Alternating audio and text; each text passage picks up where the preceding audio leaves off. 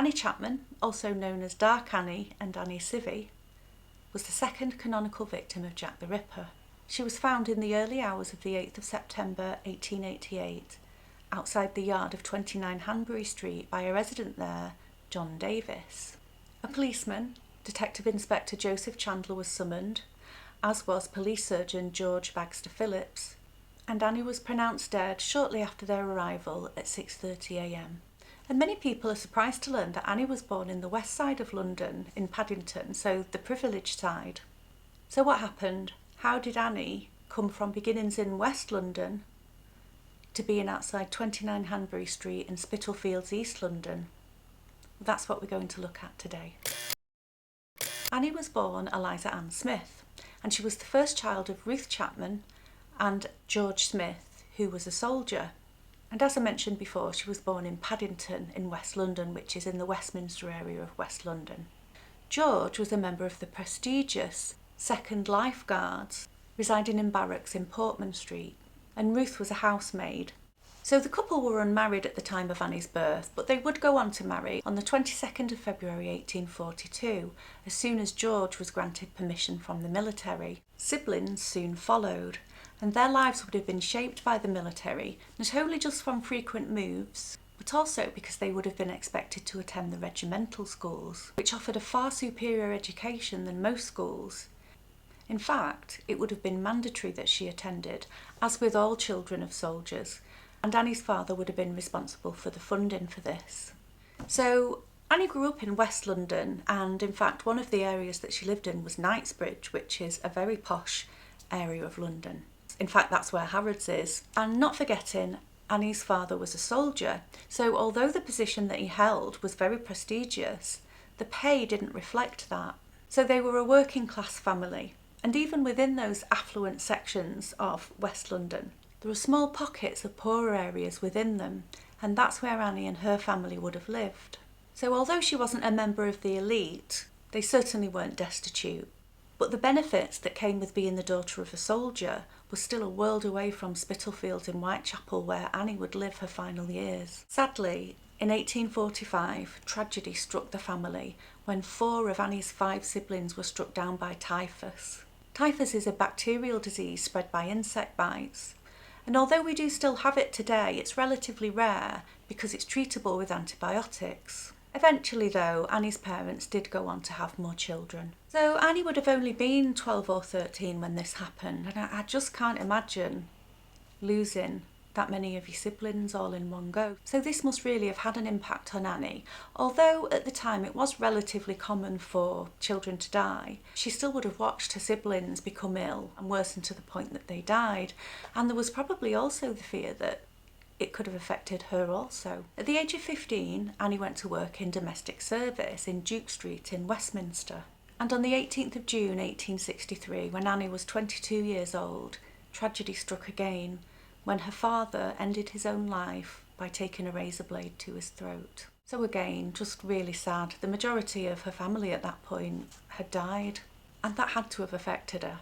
On the 1st of May 1869, Annie married a coachman by the name of John Chapman in All Saints Church in Knightsbridge. And Annie had met John because at that time her mother ran a lodging house, and John was one of the lodgers there. Now, as I mentioned earlier, Annie's mother Ruth, her maiden name was Chapman, and some sources say that Ruth and John were cousins, or Annie and John were cousins, something like that. But I've also heard that this is just a coincidence. Although at the time I don't think there were any laws against marrying your own cousin, were they? I mean, they all married the cousins. In Jane Austen books, that was a thing, wasn't it? They all fancied and married the cousins. So even if they did, I don't think they were doing anything wrong, although I don't fancy it myself.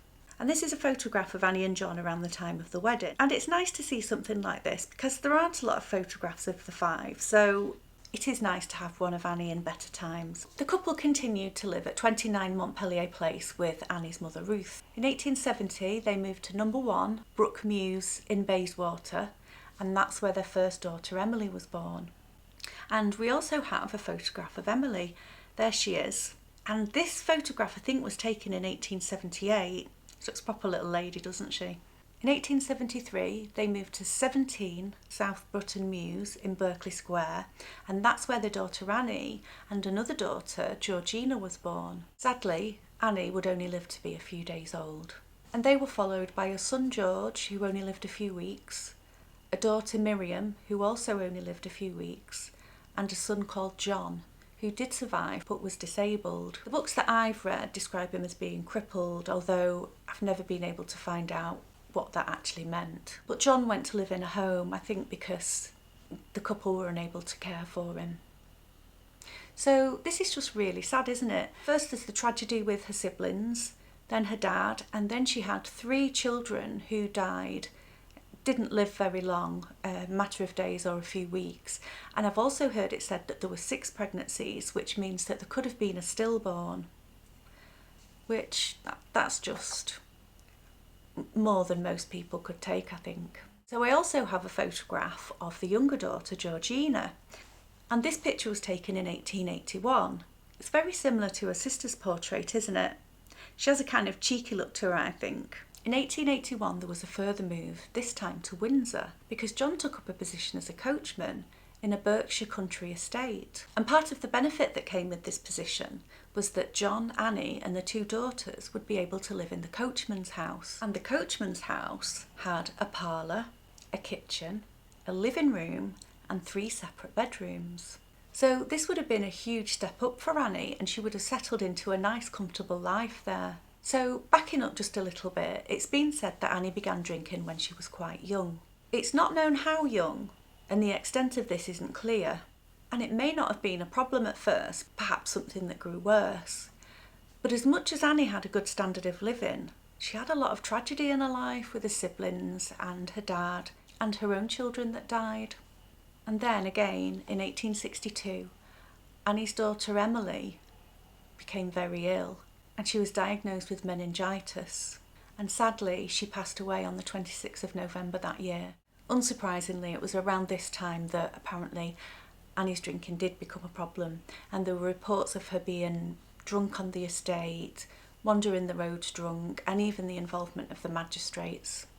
Well, I mean, who could blame her? After everything she'd gone through, it's just heartbreaking. In December 1882, with the encouragement of her sisters, Annie was admitted to the Spelthorpe Sanatorium to treat her issues with drink. She stayed there for a year, and by all accounts she had a successful recovery. However, on her return home, it wasn't long before she was drinking again, and in 1884 Annie and John separated.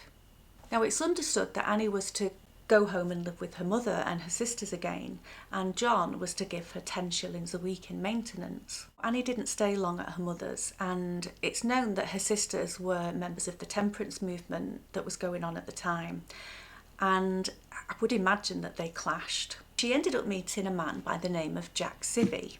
I'm not sure if that was his real name, and if I were to put money on it, I would say that he wasn't, because he was a maker of sieves. And in late 1884, the pair moved to Dorset Street in Whitechapel, and Dorset Street was known as the worst street in Whitechapel. And it was at this time that Annie then took on the name Annie Civvy. So this was a world away from her former life, but it looks like she made the best of the situation. She made friends, and she likely drank, partly to ease the pain of what had happened to her, and perhaps also because of the circumstances that she now found herself in. Annie is described as being 5 foot tall, with a pallid complexion, blue eyes and dark wavy hair.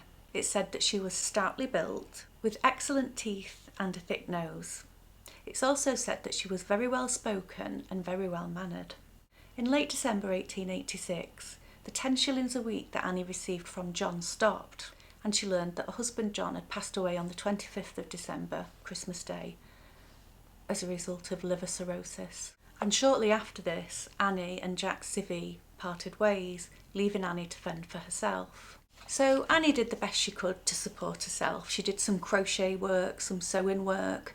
She made anti-massacres, and anti-massacres are the things that you see in old photographs and films.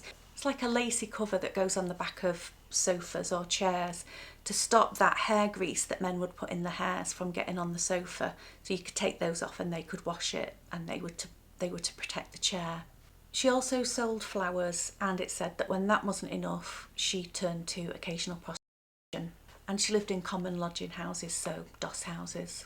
She's described as being sad. Her friend Amelia Palmer describes her as being melancholy after the death of her husband, and it's said that she was never the same after this. It's also said that after Annie left John was also never the same. So it seems the two, really loved each other, but it was maybe they'd just gone through too much.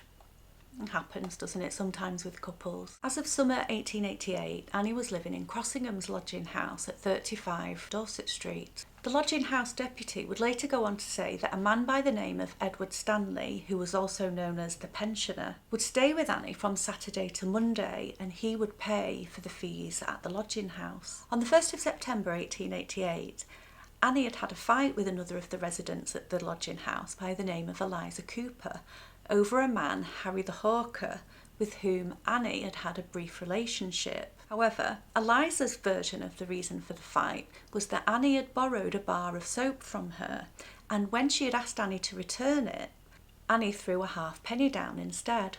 And it was Eliza, not Annie, who had started the fight, who had struck Annie in the chest and the face in the Britannia pub and given Annie a black eye.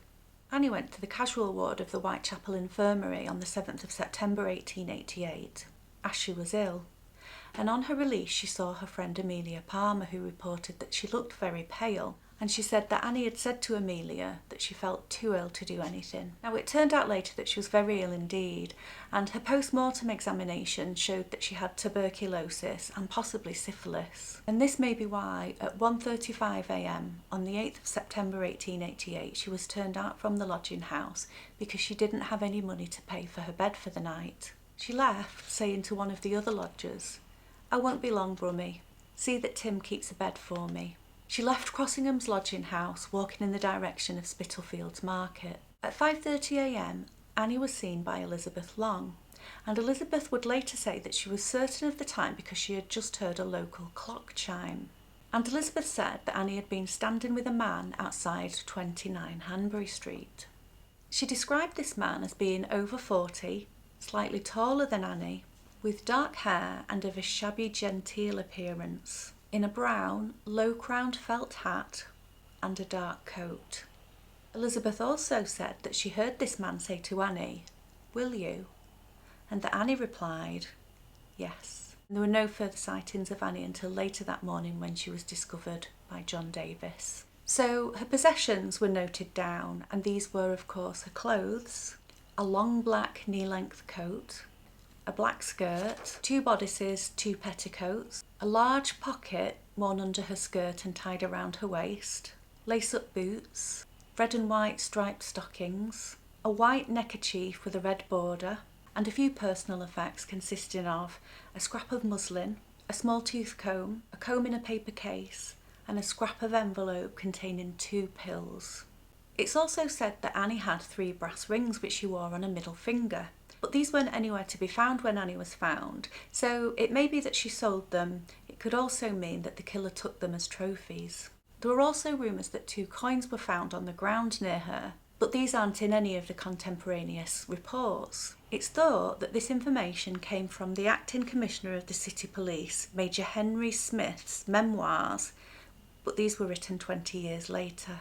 Annie was laid to rest on the 14th of September 1888 in a communal grave in Manor Park Cemetery, Forest Gate, East London. And only family members attended the service after they asked specifically that details of the service were kept private. You can't blame them for that. The exact location of Annie's grave is now unknown. A plaque was placed in the cemetery by authorities in 2008 which reads, "Her remains are buried within this area." In the next video, I'll be talking about the FBI profile that was written in 1988 about the Jack the Ripper case. There's a full offender profile written on the perpetrator of the Jack the Ripper crimes by Supervisory Special Agent John Douglas. I really enjoyed reading the profile. I found it fascinating, and I think you will too. I'll see you then. Thanks for watching.